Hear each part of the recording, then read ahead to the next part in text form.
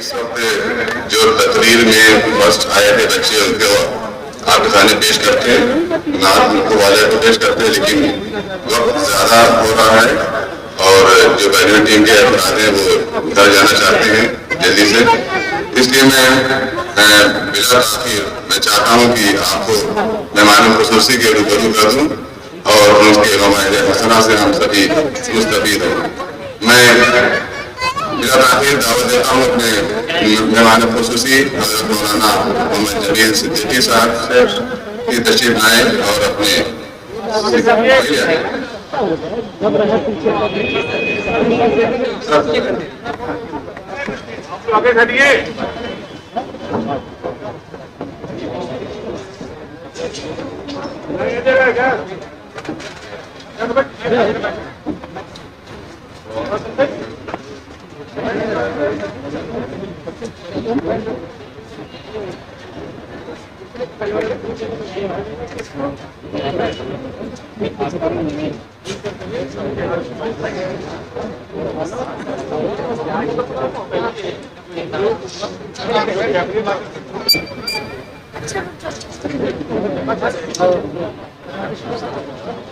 السلام علیکم ورحمۃ اللہ وبرکاتہ۔ الحمد للہ رب العالمین الرحمن الرحیم مالک یوم الدین والصلاة والسلام علی سید المرسلین وصحابہ الطاہرین الی یوم الدین۔ قال اللہ تعالی فی کتابہ المجید والفرقان الحمید اعوذ باللہ من الشیطان الرجیم بسم اللہ الرحمن الرحیم وما ارسلناک الا رحمۃ للعالمین۔ وقال عز وجل وما ارسلناک الا کافۃ للناس بشیرا ونذیرا۔ گرامی قدر صدر مجلس، محترم علماء کرام، معززین شہر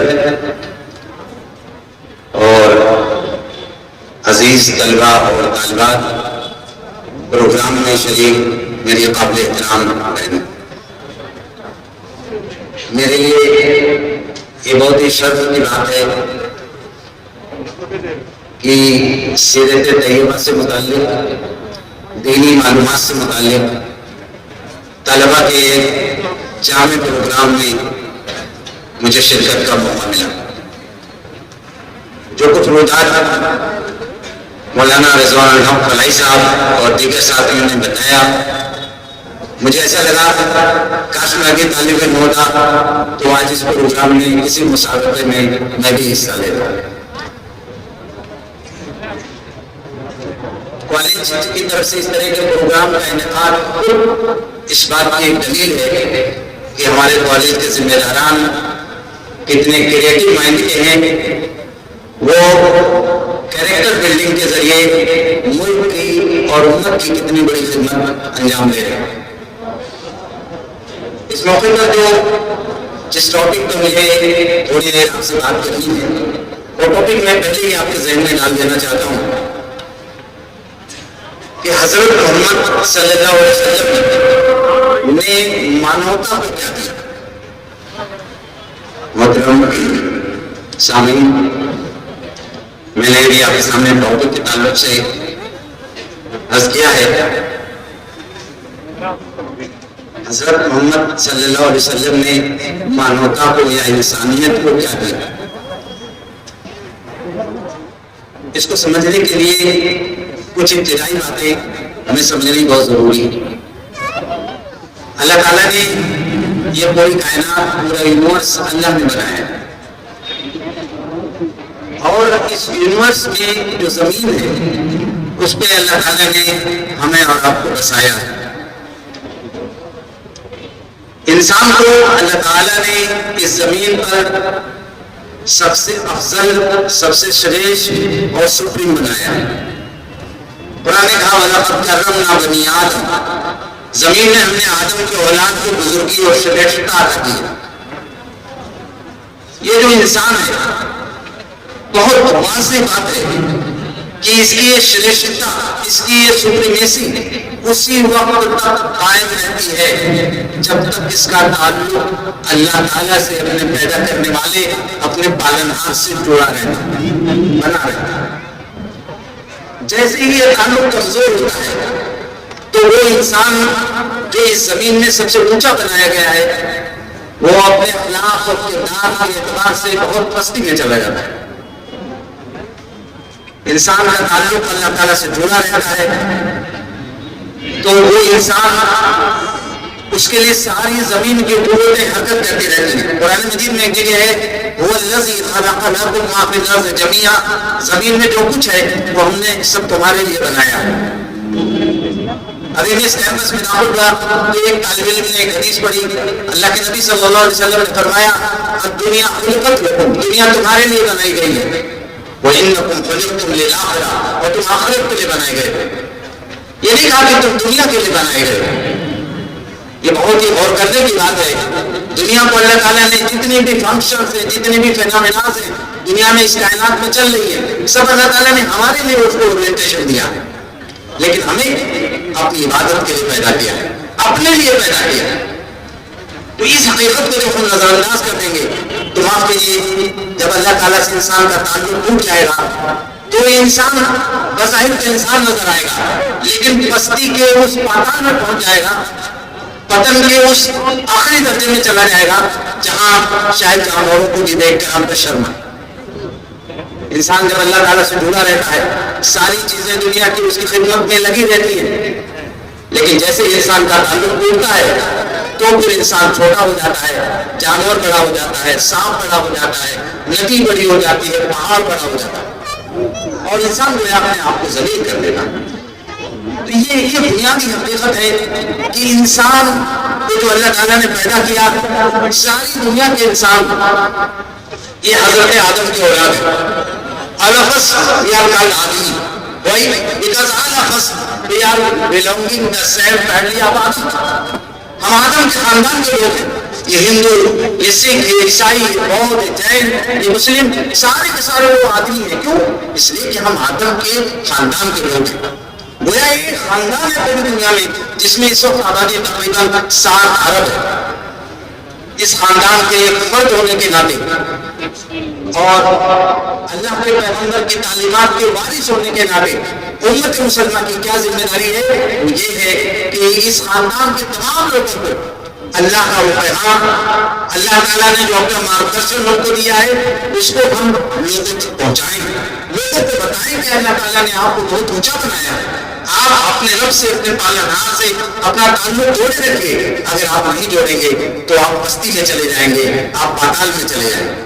یہ وہ بنیادی سوچ ہے جو اسلام نے امت مسلمہ کے ایک فرد پر رکھی۔ اللہ تعالیٰ نے یہ جو کائنات ہے اس میں جتنے بھی انسان بستے ہیں، سارے انسانوں کی ضروریات کو اللہ نے پورا کرنے کا پورا انتظام فرمایا ہے، اور سارے انسانوں کی آپ ضروریات کو اگر اس کو انیلائز کریں تو ساری ضروریات کو آپ 2 ہیڈنگز کے تحت لا سکتے ہیں۔ انسانی ضروریات 2 طرح کی ہیں، ایک انسان کی طبعی ضروریات ہے، فزیکل ضروریات ہے، جیسے ہمیں زندہ رہنا ہے تو ہمیں آکسیجن کی ضرورت ہے، ہمیں پانی کی ضرورت ہے، ہمیں غذا کی ضرورت ہے، ہمیں روشنی کی ضرورت ہے، ہمیں ٹیمپریچر کی ضرورت ہے، ہمیں ایک پازیٹیو کلائمیٹ کی ضرورت ہے۔ اللہ تعالیٰ نے یہ ساری چیزیں ہمارے لیے اویلیبل کرا دی، لیکن یہ ہماری طبعی ضرورت ہے، یہ ہماری بھوتک آوشکتائیں ہیں۔ لیکن اگر یہ ساری آوشکتائیں پوری ہو جائیں تو کیا ہماری زندگی کمپلیٹ ہے؟ یہاں پڑھے لکھے لوگ اہل دانش موجود ہیں، میں آپ سے گزارش کرنا چاہوں گا، یہ وہ بنیادی فیکٹ ہے جسے انسانیت کے بہت بڑے حصے نے نظر انداز کر دیا ہے۔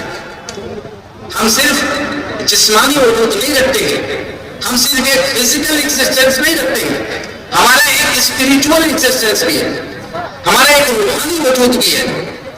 ہماری روحانی ضروریات کیا ہیں اس کو سمجھنا بہت ضروری ہے۔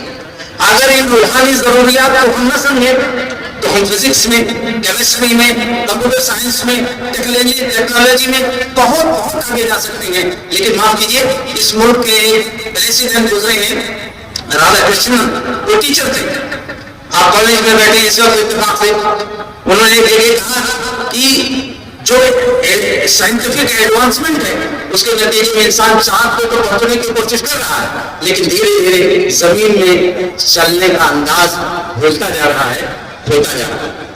یہ ہر خردمند انسان کا احساس ہوگا جو سماج کی صورتحال کو آج دیکھے گا۔ تو وہ جو ہمارا مالک ہے، جو ہمارا پالنہار ہے، جو ہم جتنی اپنے آپ سے محبت کرتے ہیں اس سے زیادہ وہ ہم سے محبت کرتا ہے۔ ہماری مائیں ہم سے جتنی محبت کرتے ہیں اس سے زیادہ ہمارا پیدا کرنے والا، ہمارا پالنہار ہم سے محبت کرتا ہے۔ تو اس نے جہاں ہماری فزیکل ریکوائرمنٹس کا خیال رکھا، جسمانی ضرورتوں کا خیال رکھا، اس نے ہماری روح کی ضرورت کا بھی خیال رکھا۔ یہ جو روح کی ضرورت ہے وہ کیا ہے؟ یہاں طلبہ کی بیٹھے ہیں، میں بیسکلی ایک طالب علم ہی ہمیشہ اپنے آپ کو مانتا ہوں۔ یہاں جو اساتذہ ہیں، علماء کرام ہیں، یہاں ماڈرن ایجوکیشن کے لوگ ہیں، میں آپ کی خدمت میں بات رکھنا چاہتا ہوں۔ کبھی یہ بھی سوچیے میں کون ہوں، میں کہاں سے آیا ہوں، مجھے یہاں کیسے رہنا ہے، مجھے یہاں سے کہاں جانا ہے، مجھے جہاں جانا ہے جو میرا فائنل ڈیسٹینیشن ہے وہاں میں کیسے کامیاب ہو سکتا ہوں؟ یہ سوال کیا اہم نہیں ہے؟ کیا صرف آکسیجن اور پانی اور غذا یہی ہماری ضروریات ہیں؟ ہماری ایک بہت اہم ضرورت اس سوال کو حل کرنا ہے، اور جس نے ہمیں پیدا کیا ہے اس نے ہماری ضرورت کو بھی پورا خیال کیا۔ قرآن مجید کی ایک آیت ہے، میں تمام بزرگوں اور ساتھیوں کی خدمت میں یہ بات کہنا چاہوں گا، جس اللہ نے ہمیں روزی دینے کا انتظام کیا، ہمیں آکسیجن فراہم کی، ہمارے لیے آسمان سے پانی برسا، یہ سب میں جو الفاظ قرآن مجید کے اندر ہے، وَأَنزَلْنَا مِنَ السَّمَاءِ مَاءً، ہم نے آسمان سے پانی برسایا، ثُمَّ شَقَّقْنَا الْأَرْضَ، پھر ہم نے زمین کو پھاڑا، فَأَنبَتْنَا فِيهَا حَبًّا وَعِنَبًا، پھر ہم نے زمین سے غلے اور پات اگائے۔ یہ ساری جو ہماری ضروریات ہیں، یہ جو جسمانی ضروریات ہیں، جو ظاہری ضروریات ہیں، اس کو پوری کر رہا ہے، تو کیا ہماری روح کی ضرورت کو پورا نہیں کرے گا؟ معاف کیجیے، اس نے ہماری روحانی ضرورتوں کو پورا کرنے کا انتظام کیا۔ اور وہ جو حضرت آدم علیہ السلام جن کے اولاد ہونے کی وجہ سے، جن کے خاندان کے افراد ہونے کی وجہ سے ہم آدمی کہلاتے ہیں، اللہ تعالیٰ نے سب سے پہلے اپنا نبی، اپنا پروفیٹ حضرت آدم کو بنایا اور ان کو بتایا کہ دیکھو یہ تمہاری ذمہ داری ہے کہ تم اپنی اولاد کو بتاؤ کہ ان کو زندہ کیسے رہنا ہے، اس دنیا میں کیسے رہنا ہے۔ اس دنیا میں کھانا پینا اور دوسرے جو فزیکل جو فنکشنز ہیں وہ تو انجام دینے ہی ہیں، لیکن تمہیں صرف اور صرف اس مالک کی بندگی کرنی ہے۔ قرآن نے کہا وَمَا خَلَقْتُ الْجِنَّ وَالْإِنسَ إِلَّا لِيَعْبُدُونِ، ہم نے انسانوں اور جنوں کو صرف اپنی عبادت کے لیے پیدا کیا ہے۔ میں نے ابھی آپ کے سامنے بات کی، انسان جو محض اللہ کی عبادت کے لیے ہے، جسے اس کے سامنے اس کی استقبال کرنی ہے، اس کی وندنا کرنی ہے، اس کی پوجا و پرستش کرنی ہے، جب اس کا تعلق اللہ تعالیٰ سے ٹوٹ جاتا ہے، اس بیشر سے اس جو ہے پالنہار سے ٹوٹ جاتا ہے، تو پھر انسان وطن کی طرف جانے لگتا ہے، پھر وہ جانوروں جیسی زندگی بسر کرنے لگتا ہے، ایسی باربرک کلچر کو وہ مدعی ہو جاتا ہے جس کو دیکھ کے شاید جانور بھی شرما جائے۔ تو اس مالک نے ہمارے لیے زندگی کا راستہ بتایا، ہدایت کا بھی ذمہ اپنے اوپر لیا، اور ہمارے لیے نبیوں اور رسولوں اور پروفیٹس اور رسولوں کا سلسلہ اس نے جاری کروایا۔ یہ جو انسٹیٹیوٹ آئے پہلے تو حضرت آدم ہے، اس کے بعد جب اس زمین کے گلوب پر انسان پھیلنے لگا اپنی ضرورتوں کو لینے کے لیے، اپنی کائنات کے تجسس اور جو تشویق ہے انسان کے اندر ایک جو کیوریسنس ہے اس کو پورا کرنے کے لیے انسان زمین پہ پھیلتا چلا گیا، لیکن شیطان نے وہ آدم علیہ السلام کا وہ بنیادی سبب اللہ کی بندگی کا، اخلاقیات کا، تقوی کا، اللہ سے ڈر کے زندگی بسر کرنے کا، اس کو شیطان بھلا تھا۔ تو اللہ تعالیٰ نے اپنے بندوں پہ رحم فرمایا، الگ الگ علاقوں میں اپنے نبی اور رسول بھیجے۔ آپ اگر تاریخ پڑھیں تو صرف قرآن کی تاریخ دیکھ لیں تو بارہا ایسا ہوا ہے کہ ایک ہی زمانے میں اس زمین کے گلوب پر الگ الگ علاقوں میں الگ الگ نبی اور رسول موجود ہیں۔ یہ جو نبی اور رسول آئے، دیکھیے یہ زمین جس پہ ہم بستے ہیں یہ بڑی خوبصورت ہے۔ میں جغرافی کا کوئی گھنس نہیں لے رہا ہوں، لیکن میں صرف آپ کو اتنا بتانا چاہتا ہوں کہ زمین اتنی بڑی ہے کہ جہاں آپ بیٹھے ہیں نا وہیں سے آپ زمین میں اندر داخل ہو جائیں اور زمین کے سینٹر پر ٹچ کرتے ہوئے آپ زمین کو پار چلے جائیں تو آپ کو 12,800 کلومیٹر چلنا پڑے گا، تب جب آپ اس زمین کے گلوب کے اس پار جا پائیں۔ یہ اتنی بڑی زمین، اس سے قریب 13 لاکھ گنا بڑا سورج سورج سے 10-10 لاکھ گنا بڑے اسٹار، یہ جس کائنات کے مالک نے بنایا ہے وہ بے خبر نہیں ہے۔ اس نے اس کائنات میں ہم کو جو پیدا کیا ہے، ایک ذمہ دارانہ وجود ہمیں دیا ہے، ہمیں یہاں اللہ تعالیٰ کے قانون کے مطابق رہنا ہے، پورے سماج کو ایک صحت مند معاشرہ بنانا ہے۔ اللہ تعالیٰ نے ہماری روحانی ضرورتوں کو پوری کرنے کے لیے ان نبیوں اور رسولوں کو جو سلسلہ جاری کیا، جب انسان تھوڑا میچور ہوتا چلا گیا، انسان اپنی تحقیق اور جستجو کے نتیجے میں ایک ایسے مرحلے میں آ گیا اور آپس میں کنیکٹ ہونے لگا۔ یہ بات آپ تھوڑا سمجھ لیجیے، محمد صلی اللہ علیہ وسلم کو اللہ تعالیٰ نے آخری رسول بنایا، آخری رسول جو بنایا، تو وہ اس وقت انسان جو پوری دنیا میں پھیل چکے تھے، مینس اینڈ ویز کے ڈیولپمنٹ کے حساب سے، ذرائع وسائل جس کو آپ سنسادن بھی کہہ سکتے ہیں، اس کے ڈیولپمنٹ کے اعتبار سے دنیا آپس میں جڑنے لگی۔ عرب سے ہندوستان کا تعلق ہو گیا تھا، عرب سے افریقہ کا تعلق ہو گیا تھا، عرب سے روم کا تعلق ہو گیا تھا۔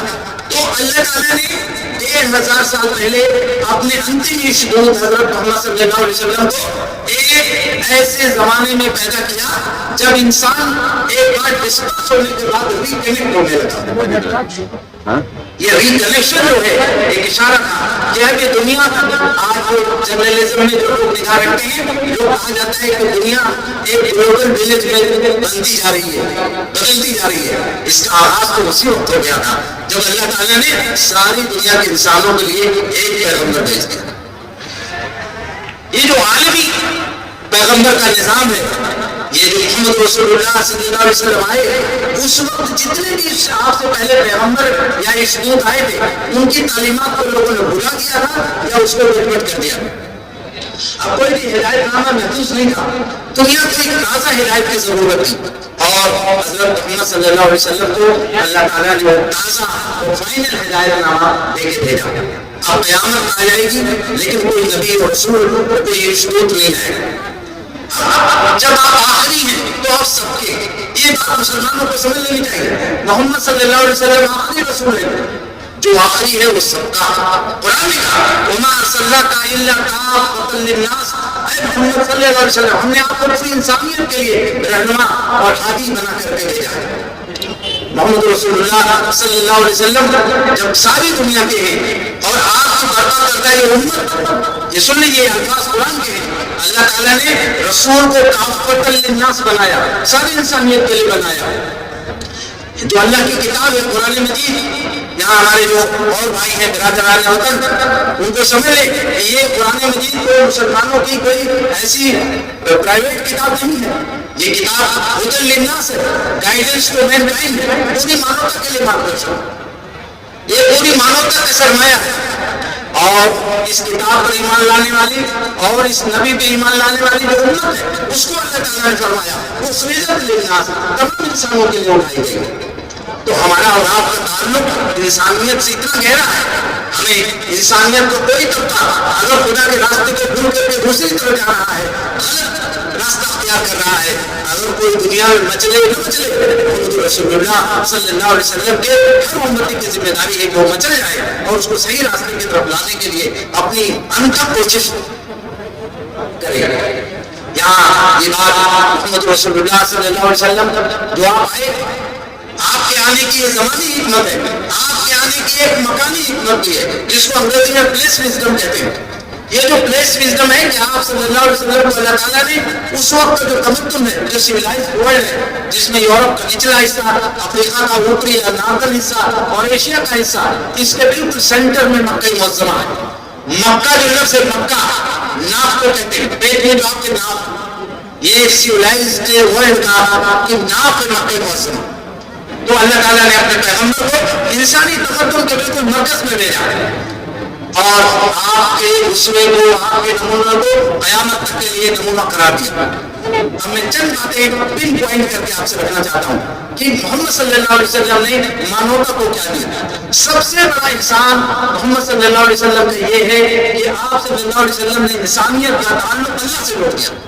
وہ تعلق تو ٹوٹ گیا تھا یا ٹوٹ رہا تھا، کمزور ہو رہا تھا۔ آپ جب تشریف لائے تو عرب جہاں حضرت ابراہیم نے توحید کا مرکز بنایا تھا، اس مرکز کو لوگوں نے ایسا پولوٹڈ کر رکھا تھا، ایسا اس کو پردوشت کر دیا کہ گویا کہ وہ عبادت کا توحید کا مرکز اس میں 360 بت رکھ دیے گئے. پوری دنیا کا بہت برا حال تھا. عیسائیوں نے حضرت عیسیٰ علیہ السلام کو اللہ کا بیٹا بنا دیا، یہودیوں نے حضرت عزیر کو اللہ کا بیٹا بنا دیا. ہم جس سرزمین میں رہتے ہیں یہاں بہت سارے دیوی دیوتاؤں کو بنا لیا گیا، اور ایک ایشور تھا، ایک لیو تھا، ہم نے اس کو چھوڑ کر کے بہت دوسروں کو اپنا خدا بنا لیا. یہ انسانیت کے لیے بڑی تباہ تھی. اللہ تعالیٰ کا رحم آیا، اس نے محمد صلی اللہ علیہ وسلم کو بھیجا کہ آپ جائیے، یہ جو میرے بندے ہیں جو مجھ سے دور ہٹ ہٹ کر کے بہت زیادہ منتشر ہو گئے، ڈائیورٹ ہوتے چلے جا رہے ہیں، ان کو آپ دوبارہ سے صحیح جگہ پہ لے آئیے، صحیح راستے کی ہدایت دیجیے ان کو. آپ صلی اللہ علیہ وسلم نے آ کر کے سب سے بڑا کام ہی کیا کہ انسان کا رشتہ اللہ تعالیٰ سے جوڑ دیا. ایک صحابی ہے، وہ کہتے ہیں کہ اپنا واقعہ بیان کرتے ہیں اللہ کے نبی صلی اللہ علیہ وسلم سے، کہتے ہیں یا رسول اللہ میں زمانے جاہلیت میں جب میں ایمان نہیں آیا تھا تو اس وقت میں بہت بڑا پجاری تھا، بہت زیادہ اپنے بت کی خوب عبادت کرتا. اللہ کے رسول میں سفر میں بھی جاتا تھا تو اپنے خدا کو ساتھ میں رکھ لیتا. یا رسول اللہ ایک بار میں سفر میں نکلا تو جلدی میں اپنے خدا کو جوڑے میں رکھنا بھول گیا. جب آگے میں نے قیام کیا اور صبح میں میرے پوجا کا وقت ہوا تو مجھے یاد آیا کہ میں تو اپنے خدا کو ملایا ہی نہیں. کتنے افسوس کی بات ہے انسان کے لیے. وہ انسان جس کو اللہ تعالیٰ نے بنایا، جس کے لیے ساری زمین بنائی، سارے مینس جس کو یہ خاص کر دیے، وہ انسان جو کائنات کا خالق اور خدا ہے، ان کو چھوڑ کر کے وہ جھولے والا خدا وہ کہہ رہے تھے کہ میں اپنے خدا کو نہیں جاؤں. یا رسول اللہ میں تلاش کرنے لگا، کوئی اسنان مل جائے، کوئی بت مل جائے، میں اس کی پرستش کر لوں تاکہ میرا معمول ایز اٹ از کمپلیٹ ہو جائے. اللہ کے رسول کچھ نہیں ملا. میں تھکا کر واپس آیا، مجھے یاد آیا کہ میرے جھولے میں ستو رکھا ہوا. میں نے ستو نکالا، اس کو خوب گوندھا اور میرے گھر پہ جو میرا بت تھا میں نے اس کے حساب سے اس کو شکل بنائی اور پھر اس کو خوب پرستش کی. یا رسول اللہ میں خوب پرستش کرنے کے بعد کیونکہ صبح سے میں چلتے پھرتے تھک چکا تھا، اب مجھے بھوک لگ گئی تھی. اے اللہ کے رسول میں نے اپنے خدا کو خود ہی کھا لیا. بڑی عجیب بات تھی. لوگ ہنس پڑے. اللہ کے نبی صلی اللہ علیہ وسلم سامنے سے آپ کا دامن پکڑ کر کے وہ صحابی رونے لگے. انہوں نے کہا یا رسول اللہ اگر آپ نہ آئے ہوتے تو میں ہدایت کی اس گمراہی کی بدنی سے میں جہنم کا نوالا بن جاتا.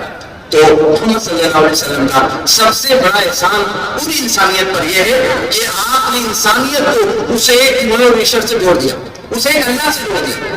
آپ توحید کی امانت جو ہمارے سینوں میں محفوظ ہے وہ محمد رسول اللہ صلی اللہ علیہ وسلم کا بہت بڑا انعام ہے، اور آپ کی کوششوں کا بہت بڑا اعلان ہے ہوا کہ ایک امت پوری دنیا میں 200 کروڑ کی موجود ہے جو لا الہ الا اللہ کہتے ہیں.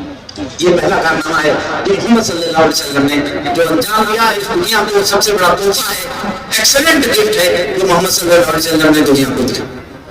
دوسرا بہت بڑا انعام جو آپ کی انسانیت کے دیں کیا وہ بہت اہم ہے. ابھی چند دنوں پہلے میرے بچپن کی بات ہے، افریقہ میں بلیکس کے لیے الگ پارک ہوتے تھے، کالے لوگوں کے لیے وائٹس کے لیے الگ پارک ہوتے تھے. بلیکس لوگوں کو وائٹس کے پارک میں جانے کی اجازت نہیں تھی. قربان جائیے نبی امین صلی اللہ علیہ وسلم نے یہ کالے گورے کا فرق ہی مٹا دیا. حضرت بلال ایک کالے غلام، ایک انگریز نے حضرت بلال اپنے ربا پر کتاب لکھی، اس نے لکھا کہ بلال آج سے 1300 سال پہلے جب تیرے گلے میں غلامی کا پردہ ڈالا گیا ہوگا اور رسم پوری کی گئی ہوگی کہ تجھے آج سے غلام بنایا جا رہا ہے تو ان نادانوں کو کیا معلوم تھا کہ غلامی کے اس بندے کے ذریعے تجھے کہاں لے جا رہا ہے. اس بہانے تو تجھے محمد رسول اللہ کی گود میں لے جایا. یہ جو غلامی کی رسم تھی نبی پاک صلی اللہ علیہ وسلم نے اس کو آ کے بالکل مٹا دیا. مکے میں ایک بچے کو لوگوں نے لا کے بیچ دیا. ظاہر ہے جو بیچا گیا وہ غلام ہے. اس بچے کو جن صاحب نے خریدا انہوں نے اللہ کے حضرت خدیجہ رضی اللہ تعالیٰ عنہ کو پیش کر دیا. حضور اللہ صلی اللہ علیہ وسلم کی بیوی ہم سب کی مقدس ماں. انہوں نے سوچا چلو ہمارے یہاں کوئی بیٹا نہیں ہے ہم اس کو اپنا بیٹا بنا لیں گے. کچھ عرصے بعد ان کے باپ کو پتا چلا اس بچے کے، اور وہ اس کو تلاش کرتے ہوئے آئے. اللہ کے نبی صلی اللہ علیہ وسلم سے ملے، کہا ہم نے سنا ہے کہ آپ وہ شریف آدمی ہیں، ہمارے بچے کو لا کے لوگوں نے بیچ دیا ہے تو ہم کچھ دے بھی سکتے ہیں آپ کو بدلے میں، آپ ہمیں اپنا بچہ ہمیں واپس کریں. سیرت نگار لکھتے ہیں کہ اللہ کے نبی صلی اللہ علیہ وسلم نے تھوڑی ناراضگی کا اظہار کیا. آپ نے فرمایا کہ اتنے عرصے نہ جانے آپ اپنے لاڈلے کے بغیر کیسے رہیں گے، تو لینے دینے کی بات کہاں سے. میں بچے کو بلاتا ہوں اور میں اسے آزاد کرتا ہوں، جانا چاہے تو چلا جائے، لیکن اگر نہیں جانا چاہے گا تو میں اس کو بھگا نہیں سکتا۔ آپ نے بلایا، ان کا نام اس بچے کا زید نام ہے، آپ نے بلایا، کہا بیٹے یہ لوگ پہچانتے ہو؟ انہوں نے کہا یہ میرے ابو ہیں، یہ میرے چچا ہیں۔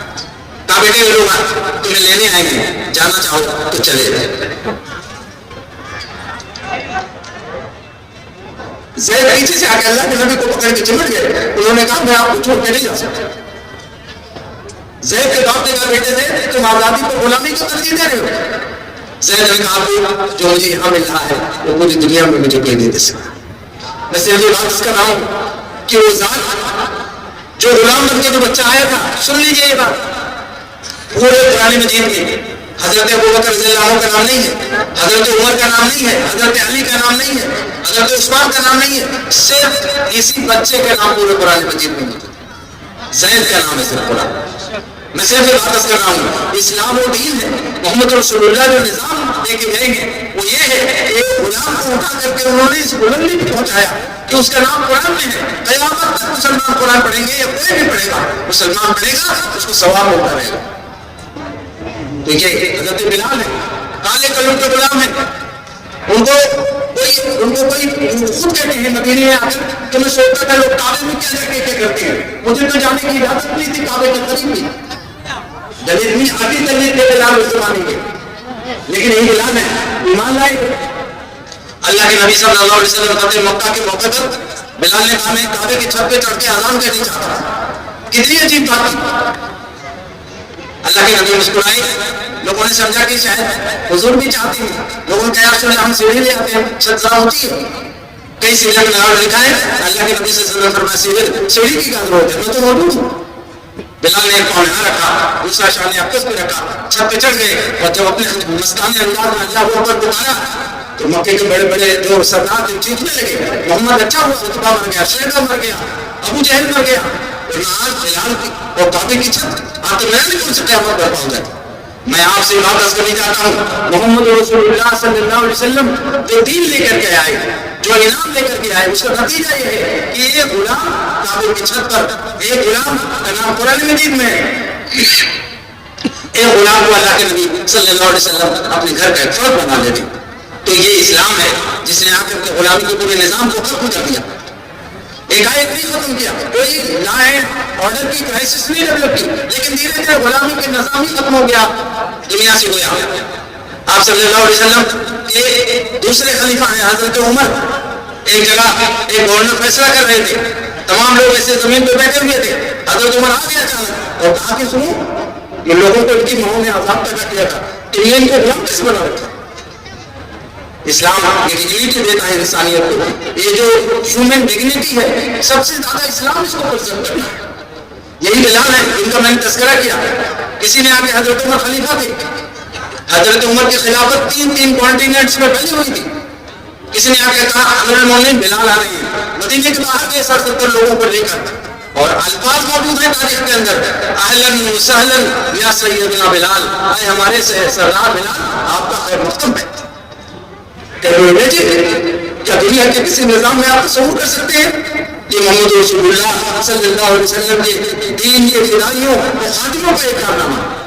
تو اسلام نے رسول اللہ صلی اللہ علیہ وسلم کے اسوے کا ذریعہ غلامی کو بھی ختم کر دیا۔ عورت کل بھی مظلوم تھی، معاف کیجیے گا، اور آج بھی مظلوم ہے۔ کل محمد رسول اللہ صلی اللہ علیہ وسلم نے آ کر کے عورت کی مظلومیت کو ختم کر دیا، لیکن آج محمد رسول اللہ صلی اللہ علیہ وسلم کی امت کے ہوتے ہوئے بھی عورت مظلوم ہے۔ یہ ہمارے لیے سوچنے کی بات ہے۔ عورت کو زندہ رہنے کا حق نہیں تھا، اس زمانے میں لوگ اپنی بیٹیوں کو زندہ دفن کر دیا کرتے تھے، اپنے لیے لڑکیوں کی زندگی کو ہاتھ سمجھتے تھے۔ قرآن نے مشرکوں کی پہچان بتائی ہے کہ جب ان کو کسی لڑکی کی پیدائش کی خبر دی جاتی ہے تو ان کے منہ چہرے پہ سیاہی چھا جاتی ہے۔ ایک صحابی اللہ کے نبی صلی اللہ علیہ وسلم کے پاس آئے، کہا یا رسول اللہ زمانے جاہلیت میں سفر پہ جا رہا تھا، میری بیوی کے پیٹ میں بچہ تھا، میں نے کہا کہ کوئی لڑکا پیدا ہوا تو اس کو رکھ لینا، مجھے لڑکی کی ضرورت نہیں ہے، تم اس کو دفن کر دے۔ آپ شاید سوچتے ہوں گے 1500 سال پہلے کا بدو یہ کرتا تھا، ابھی آپ کو میں عرض کر دوں، تھوڑا سا امت کے جو پڑھے لکھے لوگ ہیں ان سے میں گزارش کروں گا ذرا جو چینجنگ سینیریو ہے دنیا کا اس پہ نگاہ ضرور رکھیے. سوشل چینجز کیا ہو رہے ہیں. ابھی بی بی سی نے ایک ٹائمز کو بہت بڑا میگزین ہے دنیا کا 25 سال پہلے قریب اس نے 20-25 صفحے میں ایک پروگرام پورا ایک رپورٹ شائع کی. اس نے ہمارے ملک کے حالات پہ بات کی کہ کن کن اسٹیٹس میں باقاعدہ ایمبریولوجیکل کلنگ ہو جاتی ہے بچوں کی، جس میں ہاسپٹلس اس میں رول ادا کرتے ہیں، ڈاکٹرس رول ادا کرتے ہیں، سونوگرافی کے ذریعے پتہ کر کے کہ میں لڑکی ہوں تو اس کو ہٹا دو. وہ تو 1500 سال پہلے کا بات تو نہیں، آج کا یہ ایڈوانس جو انسان ہے یہ بھی کیا کر رہا ہے، یہ رہتی ہے تو بہت اچھا لگتا ہے. یا رسول اللہ پھر وہ آنے لگی دھیرے دھیرے، میں اتنا زیادہ اس سے مجھے انس ہو گیا کہ اس سے بغیر میں روئے نہیں پاتا. ایک دن میری بیوی نے جب محسوس کیا کہ شاید میں کوئی نقصان نہیں پہنچاؤں گا تو تنہائی میں بیٹھا ہوا تھا. میری بیوی نے کہا آپ جانتے ہیں اس بچی کے بغیر آپ کیوں نہیں رہ پاتے؟ یہ دراصل آپ کا خون ہے، یہ آپ کے جسم کا حصہ ہے. میں نے آپ کو بتایا نہیں کہ کہیں آپ اس کے ماننے کے در پہ نہ ہو جائیں. آج آپ اس کے بغیر نہیں رہ سکتے. وہ کہتے ہیں کہ رسول اللہ یہ سنتے ہی میرے جسم میں ایک دم کھولنے لگا غصے سے میں کہ میری بیٹی ابھی زندہ ہے. اللہ کے رسول میں موقع کی تلاش میں تھا، میں نے ظاہر نہیں کیا. ایک دن ایک میلے کا ماحول تھا، لوگ جا رہے تھے بچوں کو لے کر. میں نے کہا اس کو تیار کر دو، اس کو میں بھی میلے لے جاؤں گا. کہتے ہیں کہ بچی بڑی ہنسی خوشی سے میرے ساتھ چلنے لگی. تھوڑی دور جا کر کے میں نے میلے کا راستہ بدل دیا، ایک جگہ سے پھاوڑا لیا اور میدان میں جا کر کے گٹا کودنے لگا. اللہ کے رسول میں گٹا کود رہا تھا اور میرے اوپر جو مٹی دھول آ جاتی تھی کہ میری بچی دوڑ کے پورا دھول جھاڑ گئی. ابو آپ یہاں کیوں اتنی محنت کر رہے ہیں، یا بیٹا خود کی کیا کریں گے؟ تھوڑی دیر میں رسول اللہ بیٹا خود گہرا ہو گیا. میں نے اس کا گلا پکڑا اور اس میں ڈال دیا. اس کے بعد وہ کہتے ہیں کہ رسول اللہ آخری آواز جو میری بچی کے کان میں میری محسوس ہے، ابو ابو ابو آپ مجھے کیوں کہا، میں نے آپ کو کیا کیا؟ رسول پاک صلی اللہ علیہ وسلم کی روحنی ہوتی آپ رونے لگے. صحابہ نے ان کو ملامت کی تھی، حضور کو رولا دیا. آپ نے کہا اس وقت میں دو رات کہہ لیں. میں آپ سے کہنا چاہتا ہوں ہندوستان میں ہم لوگ اتنی بڑی تعداد میں رہتے ہیں، اگر کہیں بچیوں کی ناقدری ہو، میں پوری وضاحت کے ساتھ کہنا چاہتا ہوں اس امت کا کوئی آدمی موجود ہے اس کو کھڑا ہونا چاہیے، اس کو کہنا چاہیے نہیں بچی کو مارنا نہیں، میں موجود ہوں، میں محمد رسول اللہ کے دین کا خادم ہوں، میں اس بچے کو پال دوں گا، آپ اس کو لے لینا بعد میں. شاعر بہت حساس ہونا ہے. آپ کا شہر شاعروں کے تعلق سے بہت مشہور بھی ہے. ایک شاعر نے ایک نظم دی، اس نے ایک لیجنڈری نظم ہے کہ ایک بچی کو اس کے ماں باپ نے اس کو سونوگرافیکل جو ہے اسٹڈی کر کے اس کو ایبورشن کروا دیا. ماں باپ دونوں یہاں بہنیں بیٹھی ہیں. میں کہنا چاہتا ہوں آپ کو ایمبریولوجیکل کلنگ ہوتی ہے بچیوں کی، اس میں مردوں کے ساتھ عورتیں پوری طرح شامل ہیں. معاف کیجیے وہ جو نظم ہے میں تو کبھی پڑھ نہیں پاتا ہوں ٹھیک سے اس کو. ایک بچی ہے جس کو ماں باپ نے نگلوا کر کے فیڈرل ہوٹل میں ڈھکوا دیا تھا، وہ بچی جنت پہ پہنچ گئی ہے اور وہاں سے اپنی امی کو فون کر رہی ہے. اس نظم کا عنوان ہے آن لائن کریں. وہ کہتی ہے ہیلو ممی، ہیلو ممی میں جنت سے بول رہی ہوں، ہیلو ممی یہاں جنت پہ پوری کھلے ہیں، اتنے گھوڑے ناچ رہے ہیں، اللہ کی حمد و ثنا ہو رہی ہے. ہیلو ممی یہاں جنت پہ بہت اچھا لگتا ہے. ہیلو ممی اگر میں بھی دنیا میں رہ گئی ہوتی تو تمہارا کیا بھی ہو جاتا. ہیلو ممی تم نے میرے ساتھ ایسا کیوں کیا، میرے جسم میں چاقو رس کر روک دیا، ٹکڑے ٹکڑے کروایا اور گٹر میں پھینکوایا. ہیلو ممی کیا تم نے دنیا میں کتے اور گدھے کو بھی یہ سب کرتے ہوئے دیکھا؟ ہیلو ممی کیا تم نے بھیا کا بھی سر پتھر سے کچلو گی، میں بھی تمہارے سینے پر تمہارے لوگ سو جاتی، ڈیڈی کے سینے پر سر رکھ کے سو جاتی، تم نے میرا حق کیوں چھین لیا؟ پھر آگے وہ کہتی ہے ہیلو ممی مجھے تمہاری بہت یاد آتی ہے، تم مجھ سے جنت میں ملنے ضرور آؤ، لیکن ممی میرا مالک میرا آقا تم سے جب یہ پوچھے گا جرم کیا تھا جس کے بدلے تم نے مجھ کو قتل کیا، ہیلو ممی کیا بولے گی؟ کچھ تو سوچو، جلدی سوچو، ورنہ تم جنت میں مجھ سے ملنے کیسے آؤ؟ میں بہت لوگوں کے ساتھ کر رہا ہوں. یہ جو اس وقت انفارمیشن ٹیکنالوجی کا بڑے بتا ہے، اس انفارمیشن ٹیکنالوجی کے دور میں تو اور زیادہ سمجھ میں آ رہی بات کہ امت مسلمان کو کیا کرنا ہے. امت مسلمان کو لڑکیوں کی حفاظت، عورتوں کی توقیر کے معاملے میں پوری دنیا کے سامنے نمونہ پیش کرنا ہے. یہ عورت ذات جس کو اسلام نے حقوق دیے، ماں باپ کی جائیداد میں وراثت کا پورا نظام دیا. حضور نے فرمایا دنیا سن لیے، یاد کر لیجیے اس کو. حضور نے فرمایا لا تکرہوا البنات فإنی أبو البنات، لوگوں لڑکیوں سے نفرت نہ کیا کرو، میں تو لڑکیوں کا باپ ہوں.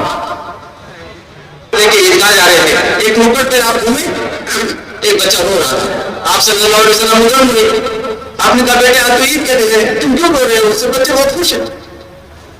اس نے کہا کہ آدھا سا جواب دیا، سب بچے اپنے ابو کے لیے پکڑے پکڑے عیدگاہ جا رہے ہیں. آپ نے کہا تمہیں کیا ہوا، تم بھی اپنے ابو کے ساتھ عیدگاہ جاؤ. تو اس نے جب جواب دیا، اس میں نبی پاک صلی اللہ علیہ وسلم اس نے کہا یا رسول اللہ میرے ابو پچھلی جنگ میں شہید ہو گئے ہیں، آج ابو زندہ ہو گئے تو میں بھی ابو کی انگلی پکڑ کے عیدگاہ جاتا. حضور پاک نے اس کو چمٹا لیا، تو اس دیر روتے رہے، پھر واپس کرتے رہے. حضرت فاطمہ نے کہا اس کو تیار کر دو، میں اسے نکال لوں. اسے نہلا کر کپڑے پہنا کر تیار کیا. جب تو اللہ کے نبی صلی اللہ علیہ وسلم کو نوازے تو زمین پہ چلتے رہے، لیکن آپ نے اس شہید کے بچے کو اپنے کندھے پہ بٹھا دیا.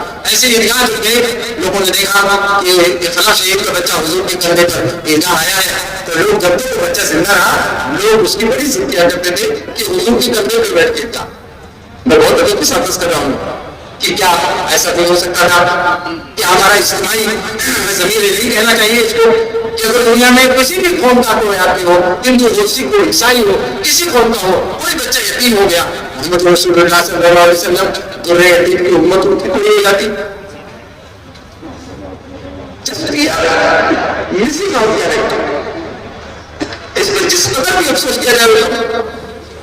آج معاشرے کے اندر آپ دیکھیں سائل ہوگی، کوئی بھی آئے یہ دیکھ لیجیے قرآن لکھا محمد سائل فلا تنہر، سائل کو جھڑکنا نہیں.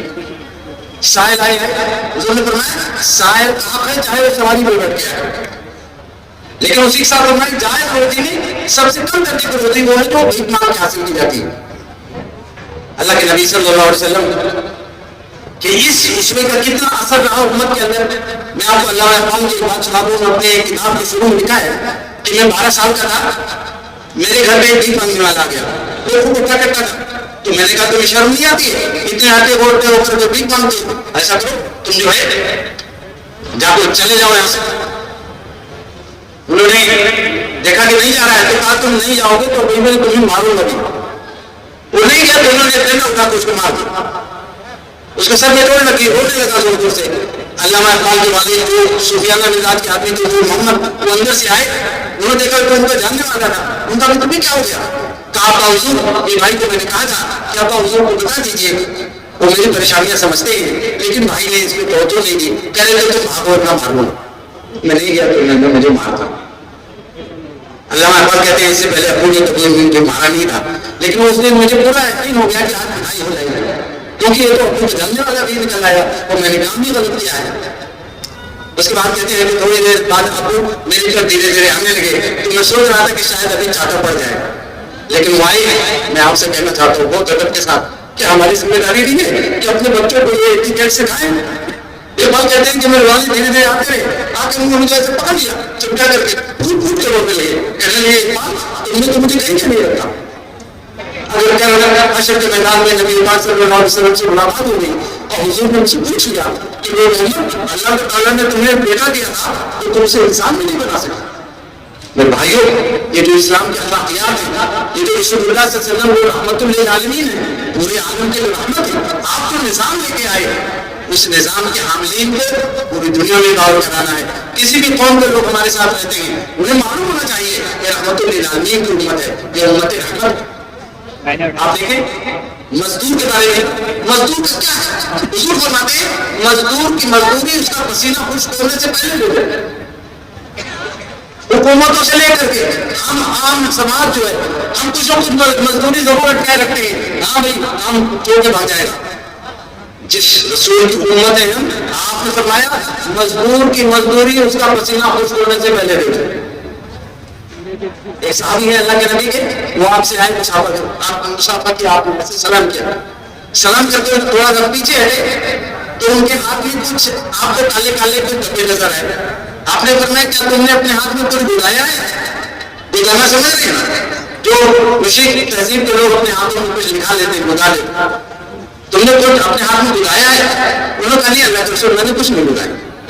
आपने फरमाया मुसाफिर के दौरान मुझे तुम्हारे हाथ में कुछ बुरा हुआ लगा, तो मैंने अपना हाथ ऐसे फैला दिया, या रसूल अल्लाह मुझे कुछ बुराया नहीं है, या रसूल अल्लाह मैं मजदूर पेशा आदमी हूँ, पत्थर पे भावना चलाता हूँ, पत्थर को साइज साइज करके लेके आता हूँ, ये उसको दीवार में ईंट की शक्ल में लगा देता, या रसूल अल्लाह काफी अरसे से मैं काम करता हूँ। अल्लाह के नबी बहुत दिनों से करने की वजह से जो निशानात पहले कुछ सुर्ख थे अब सब काले हो गए।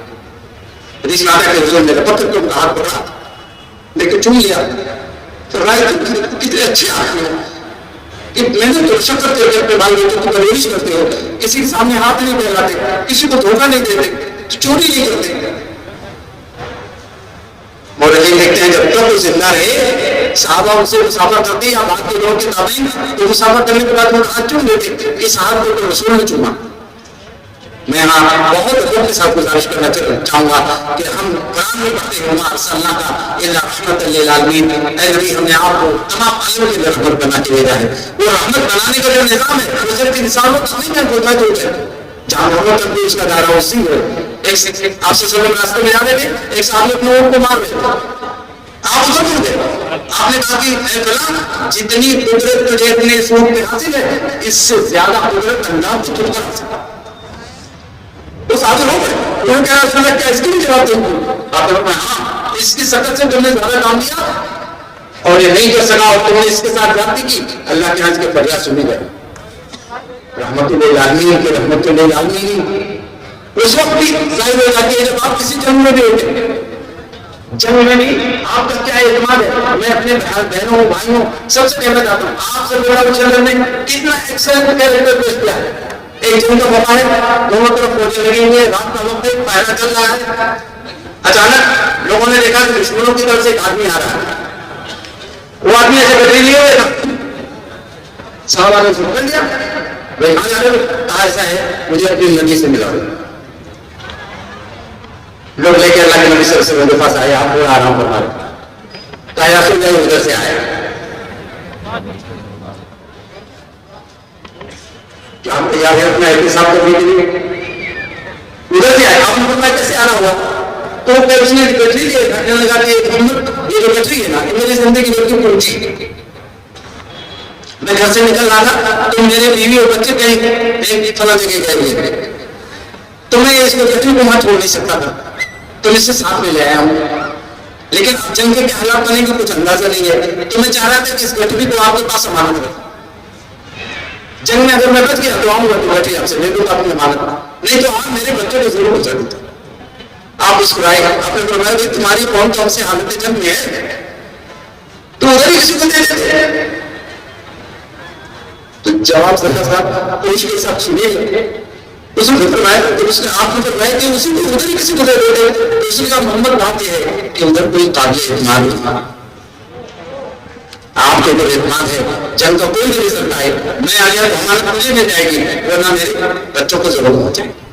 अमानत के तसव्वुर है जो रहमतुल आलमीन ने तोहफा जो इंसानियत को दिया है।